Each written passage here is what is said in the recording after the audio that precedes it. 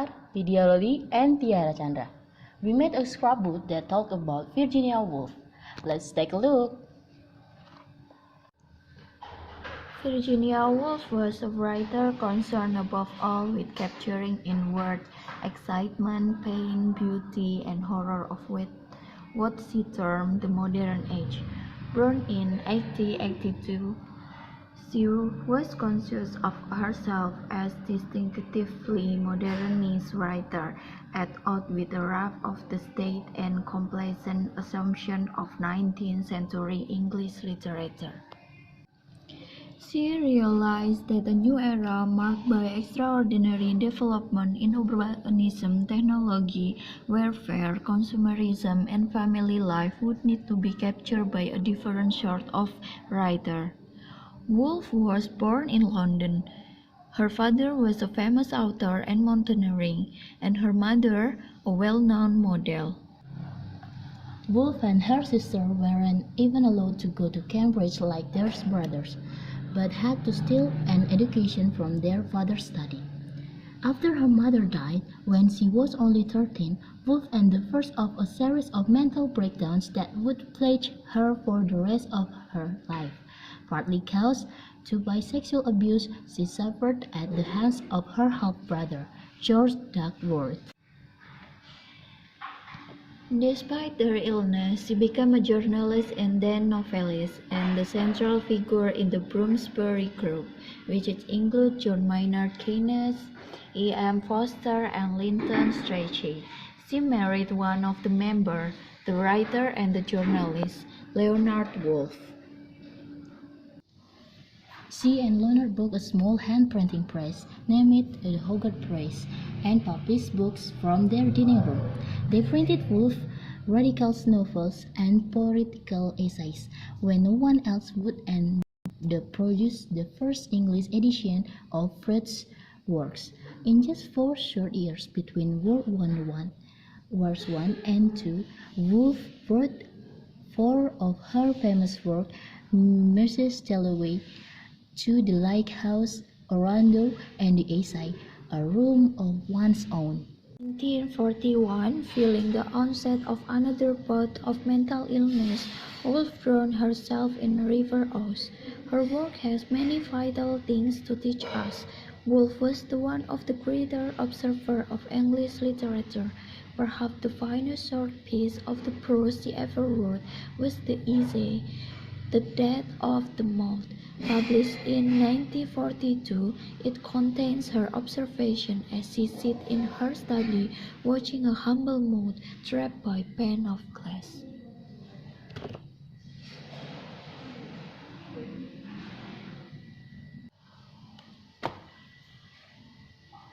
Woolf raised her sensitivity to the highest art form. She had the confidence and seriousness to use what happened to her, the sensory details of her own life, as the basis of the largest ideas. Woolf was always profound, but never afraid of what others called trivial. She was confident that the ambition of her mind to love beauty and engage with the big ideas were completely compatible with an interest in shopping, cakes, and hats, subject on which she wrote with almost unique eloquence and depth. In other particularly good essay of her called the Oxford Street Tides, she celebrates the gaudy vulgarity of this huge London shopping street. Woolf was deeply aware that men and women fit themselves into rigid roles, and as they do so, overlook their fuller personalities. In her eyes, in order to grow, we need to do something gender-bending. We need to seek experience that blur what it means to be a real man or a real woman.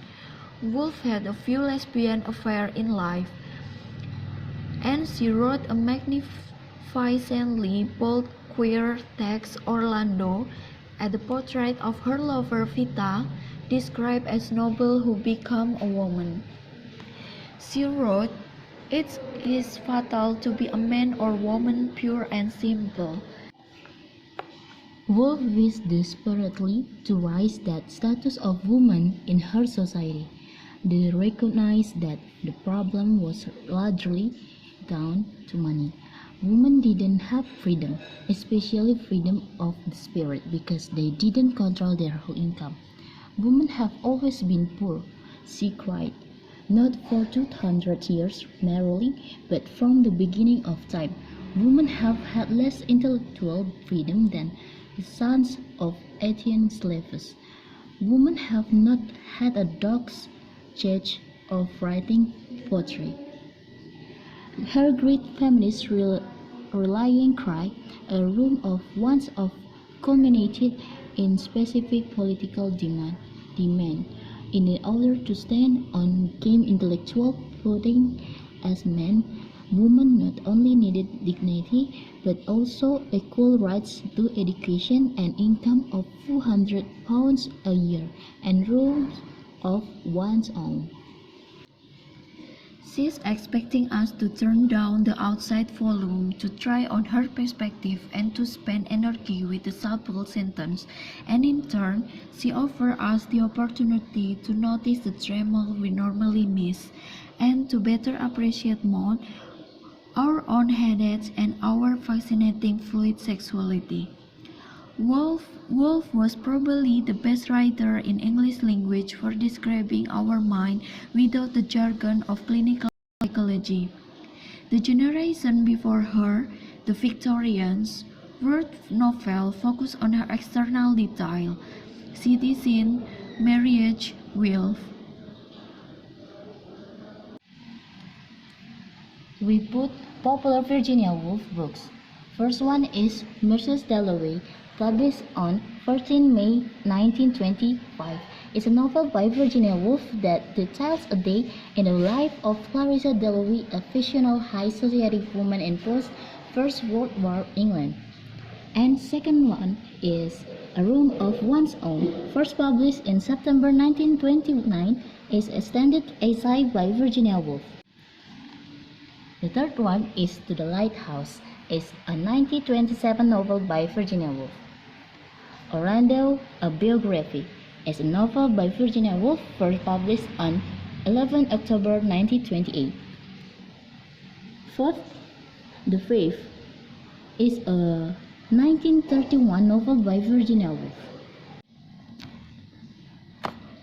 Sixth, The Voyage Out, is the first novel by Virginia Woolf, published in 1915 by Duckworth and published in the U.S. in 1920 by Doran. Seventh, Jacob's Room, is the third novel by Virginia Woolf, first published on 26 October 1922. The Years is a 1937 novel by Virginia Woolf. The last is she published in her lifetime. Ninth, Between the Acts, is a final novel by Virginia Woolf. It was published shortly after her death in 1941. 10. Night and Day is a novel by Virginia Woolf, first published on 20 October 1919. And the last, 11th, Three Genes, is a book-length essay by Virginia Woolf, published in June 1938. This is famous quotes from Virginia Woolf. If you do not tell the truth about yourself, you cannot tell it about other people. Virginia Woolf. As a woman, I have no country. As a woman, I want no country. As a woman, my country is the whole world. Virginia Woolf. She could be herself by herself. Virginia Woolf. Virginia Woolf helped to reshape the raw world around her, expanding access to the outsider into an insular aesthetic world. Her writing, lectures, and public speaking influenced society's shift toward inclusion, diversity, and equality. She gave a voice to women at a time when speaking out in public forum against patriarchal establishment could put her in harm's way. Today, her work continues to influence classrooms around the world by exposing students to material that lead to the restructuring of social norms and literature. Woolf's writing touched on topics of almost every category, enabling people with interest in any field to find material for personal, public, and professional use. For this reason, Woolf should be on everyone's must-read list.